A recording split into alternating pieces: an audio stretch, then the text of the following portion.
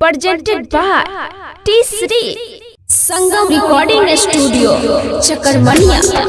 कोनी कोनी कोनी कोनी कोनी कोनी कोनी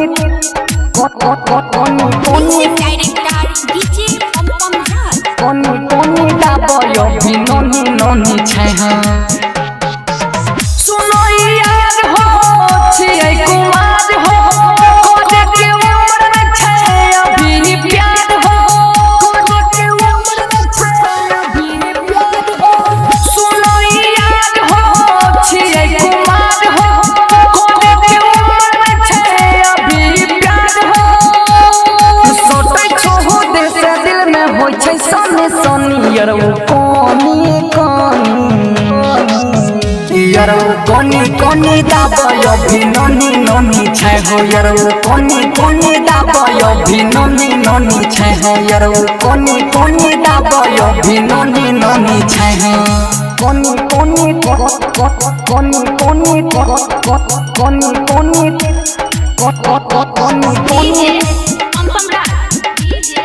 कोनी कोनी दाबयो बिनोनी नोनी छै हो Singing by Sagar Suman। न छै औकात हमर बुझा तू बात हमर जोर से झटका मरवा लग जे तलात हमर लग जे तलात हमर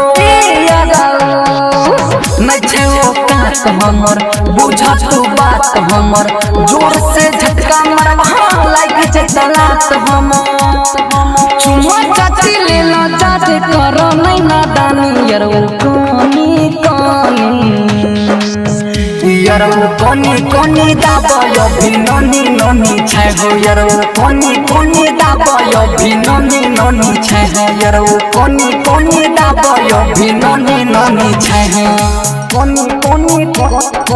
कोनी कोनी कोनी